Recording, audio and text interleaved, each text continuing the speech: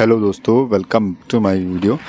Gas, आज की video में साइट के ऊपर से लेकर आया हूँ। अभी आप देख रहे हो स्क्रीन के ऊपर हम आज बना रहे हैं यहाँ पे एक रिटेनिंग वॉल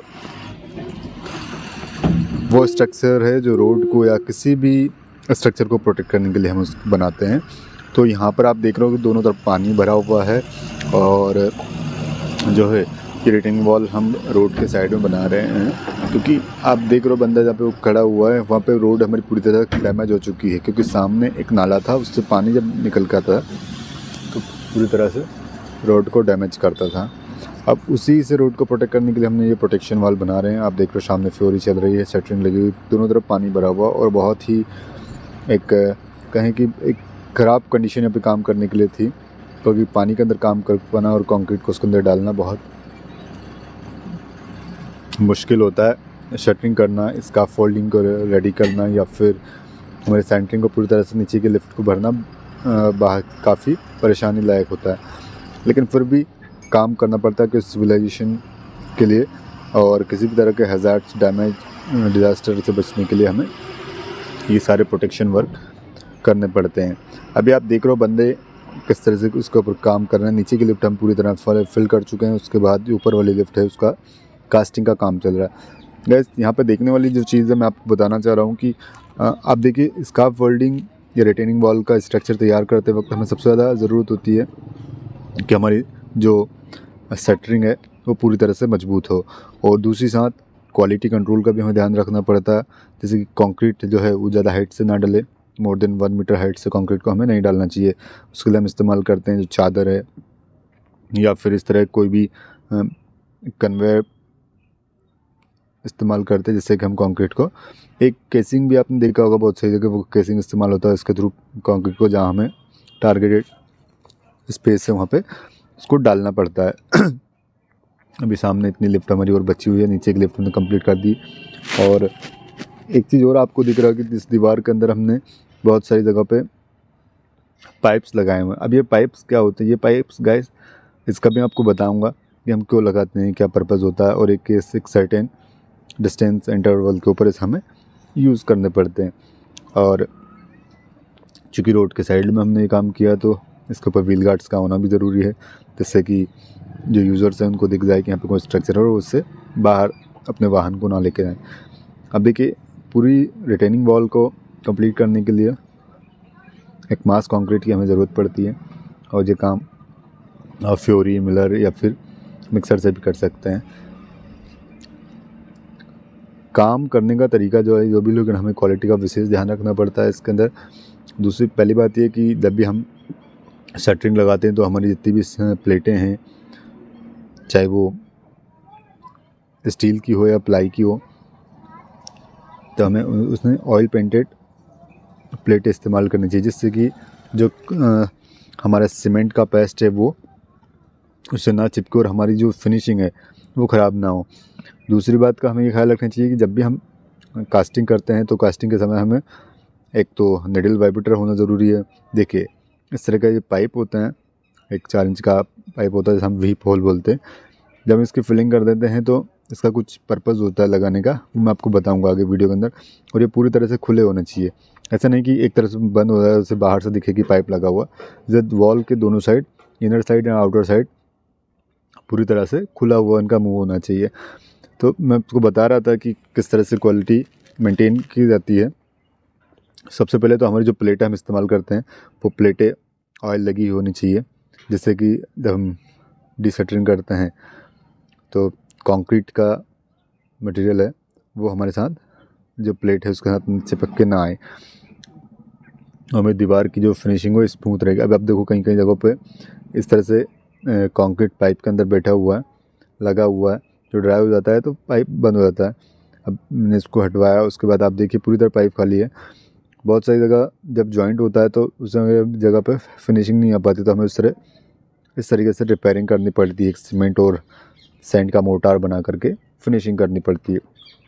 अभी आप देख रहे हो पूरी दीवार के ऊपर बढ़िया फिनिशिंग आ रही है। और अगर साइट कंडीशन सही रहती है तो जो मिस्त्री होता है, हमारा लेबर कॉन्ट्रैक्टर होता है, उसको काम करने में आसानी रहेगी। तो साइट के ऊपर जो स्ट्रक्चर बना रहा है उसकी फिनिशिंग और अच्छे से वो करने की कोशिश करता है। लेकिन जब कंडीशन कुछ ऐसी आ जाती है कि ना तो लेबर को खड़े होने की जगह मिल पा रही है, ना ही हम ठीक से जो पोस्ट है या फिर जो सपोर्ट्स के टेके हैं वो नहीं लगा पा रहे हैं, तो फिर ऐसी कंडीशन में कुछ कुछ जगह स्लोप गड़बड़ा जाता है या कुछ भी ऐसा होता है।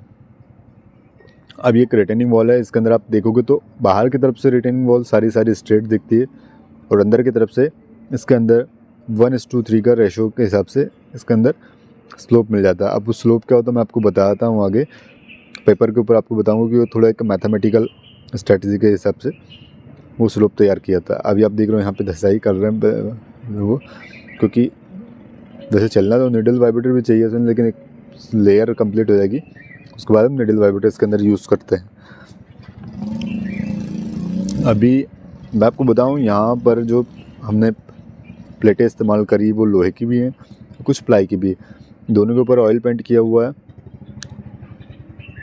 लेकिन साइटों पर अगर आप देखोगे तो बहुत सारी बार ऐसी अनियमितताएं आपको दिख जाएंगी कि आप ऑयल वगैरह हर चीज़ प्रोवाइड कर रहे हो लेकिन वो आलस के कारण या फिर किसी भी चीज़ के कारण उसको लगाते नहीं हैं। दूसरी बात, जब डीसेंटरिंग करते हैं तो हमेशा हमें उन प्लेटों को साफ़ करके रखवाना चाहिए, जिससे कि दोबारा इस्तेमाल करने के लिए हम उन्हें अभी आप देख रहे हो मेरे हाथ में एक पाइप है, 110 mm डाया का ये पाइप होता है जिसे हम वीपोल के तौर पे यूज़ करते हैं। और जब हम फिलिंग कर देते हैं, बैक फिलिंग करते हैं, तो उसके अंदर जो लगने वाला पानी होता है, जो मॉइस्चर होता है, उस मॉइस्चर को बाहर एग्जर्ट करने के लिए हम ये पाइप इस्तेमाल करते हैं। अगर वो मॉइस्चर अगर अंदर ही रहता है तो वो हमारी दीवार को डैमेज करता है और बड़े बड़े क्रैक्स हमें उसके दीवार के सरफेस के ऊपर देखने को मिलते हैं। गाइस, क्वालिटी कंट्रोल बहुत ज़रूरी होता है किसी सिविल वर्क के अंदर। वो आप कैसे कर सकते हो, जैसे कि अगर हमें कोई कंक्रीट मिक्स तैयार करना है तो किस ग्रेड का हम कंक्रीट लगा रहे हैं, उस ग्रेड के अकॉर्डिंग से हमें उस प्रॉपर मटेरियल की मिक्सिंग और वाटर सीमेंट रेशो, जो कि एक बहुत ज़रूरी फैक्टर होता है सीमेंट वर्क के अंदर, तो उन चीज़ों का हमें विशेषकर ध्यान रखना चाहिए। जैसे लाइक कि अगर मैं M15 का कंक्रीट कर रहा हूँ, M20 का कर रहा हूँ, M25 का कर रहा हूँ, वैसे प्रोटेक्शन वर्क के अंदर मेजॉरिटी M15 का कंक्रीट ही इस्तेमाल किया जाता है। तो उस M15 कंक्रीट के अकॉर्डिंग आपका नॉमिनल मिक्स रेशो के जैसे 1:2:5, 1 पार्ट सीमेंट है, 2 पार्ट सैंड है और 4 पार्ट गिट्टी का है, तो हमें उसी रेशो के अंदर मटेरियल मिक्स करना चाहिए। और जो आपकी साइट के ऊपर मटेरियल मौजूद है वो मटेरियल प्रॉपर ग्रेडेशन का होना चाहिए, प्रॉपर साइज़ का होना चाहिए। अगर आपका 20 mm एग्रीगेट है, अगर आप उससे 20 डाउन रखेंगे तो आपका जो काम स्ट्रेंथ है आपकी स्ट्रक्चर के अंदर वो उतनी अच्छी से ना आ पाएगी। तो इस बात का विशेष ध्यान रखें कि आपकी जो गिट्टी है उसकी प्रॉपर स्ट्रेंथ हो। दूसरी बात यह है कि गिट्टी एक अच्छा ठोस पत्थर की गिट्टी आपकी हो। और दूसरा, अब आप देखो सैंड भी एक बहुत महत्वपूर्ण फैक्टर होता है कि अगर सैंड के अंदर अगर सिल्ट होता है, मैक्सिमम सिल्ट कंटेंट 5% होना चाहिए। अगर उससे ज़्यादा अगर सिल्ट है तो आपकी रेत के अंदर मिट्टी ज़्यादा मिक्स है और उसके कारण आपका जो स्ट्रक्चर है वो फेल हो सकता है, क्योंकि मिट्टी और सीमेंट दोनों आपस में बॉन्डिंग नहीं करेंगी और रिजल्टेंट क्या होगा आपका कि आपकी दीवार के अंदर या फिर आपके स्ट्रक्चर के अंदर क्रैक्स डेवलप होंगे, स्ट्रेंथ नहीं आ पाएगी। तो हमेशा ध्यान रखो साइट के ऊपर जब मटेरियल आता है तो उसका सिल्ट कंटेंट हमें अवश्य चेक करने के। बहुत सारे नॉर्मल मेथड है जिन्हें आप साइट पे इस्तेमाल में ला करके आप पता कर सकते हो कि आपका सीमेंट मटेरियल कैसा है, आपका सीमेंट कैसा है, आपका सैंड कैसा है।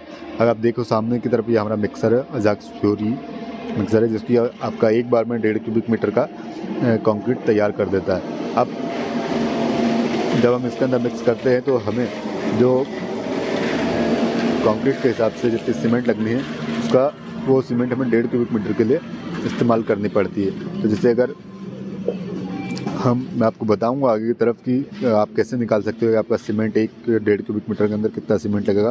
अगर आप 1:2:4 का 1:2:5 का मिक्स रेशो इस्तेमाल करते हैं तो कितनी सीमेंट आपकी लगी, कितनी रेत आपकी लगी, कितनी गिट्टी आपकी, एग्रीगेट जो कोर्स एग्रीगेट है वो आपका कितना यूज़ होगा, फाइन एग्रीगेट कितना यूज़ होगा, ये सारी चीज़ें मैं आपको दिखाने वाला हूँ। सो बस चलते चलते मैं आपको एक चीज़ और आपसे रिक्वेस्ट करूँगा, अगर आप वीडियो को पहली बार देख रहे हैं, अगर आपको अच्छी लगती है तो प्लीज़ वीडियो को लाइक कीजिएगा और शेयर ज़रूर कीजिएगा। अगर आप पहली बार हैं, अगर साइट पे सुपरवाइज़र हैं, साइट इंजीनियर हैं, या आप पहली बार साइट के ऊपर जाते हैं, तो आपको मेरी हेल्प वीडियो देख के थोड़ी ना थोड़ी हेल्प तो मिल ही जाएगी कि साइट पे किस तरह से हम चीज़ों को देख सकते हैं। आप इस तरह से लड्डू बना करके, अगर आपका हथेली के अंदर अगर लड्डू बन जाता है रेत का, तो ये मान लीजिएगा उसके अंदर सिल्ट कंटेंट काफ़ी ज़्यादा है, और अगर नहीं बनता है दैट मीन्स वो आपकी एक अच्छी फाइन क्वालिटी की सैंड है। आप गाइस, चैनल नया है, प्लीज़ चैनल को सब्सक्राइब करना ना भूलिएगा, वीडियो को लाइक करना ना भूलिएगा। और मैं आपके लिए हमेशा ऐसी वीडियो लाने की कोशिश करता रहूँगा जिससे कि आपको नई नई चीज़ें साइट के ऊपर देखने को मिलती है। तो एक बंदा जब फ्रेशर होता है तो उसे साइट के बारे में ज़्यादा नॉलेज नहीं होती है। एक सिविल इंजीनियर जितनी भी ज़्यादा से ज़्यादा चीज़ें सीखता है वो प्रैक्टिकली सीखता है, वो साइट के ऊपर रह कर के सीखता है। क्योंकि हम जो कॉलेजेस के अंदर पढ़ के आते हैं वो हमारा अगर 10% भी अगर साइट के ऊपर काम आ जाता है तो काफ़ी ज़्यादा है, मैं ये मानता हूँ।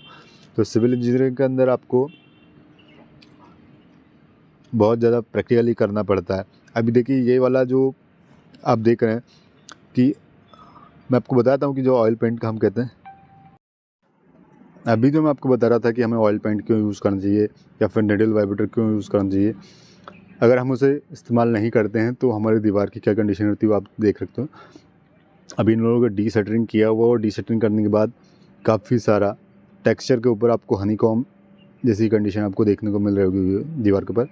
अब इसे रिपेयर करने के दो तरीके, या तो इसे ग्राउटिंग कीजिए या फिर इसके ऊपर मोर्टार से इसको फिनिश कीजिए। और अगर देर नहीं हो पाती है तो आपकी जो टेक्सचरिंग है वो बहुत गंदी सी दिखती है दीवार, और प्रॉपर फिनिशिंग नहीं आ पाती। गाइस, निडल वाइब्रेटर यूज़ करने का हमारा मकसद यही होता है कि जो इंटरप्टेड एयर कंक्रीट के अंदर है वो पूरी एयर को हम बाहर निकाल देते हैं, और उससे क्या होता है हमारी जो दीवार हैं या फिर कोई भी कंक्रीट स्ट्रक्चर वो पूरी तरह से कॉम्पैक्ट हो जाता है। तो ये थी मेरी वीडियो, कैसी लगी आपको प्लीज़ बताइएगा मुझे कमेंट सेक्शन के अंदर। जय हिंद।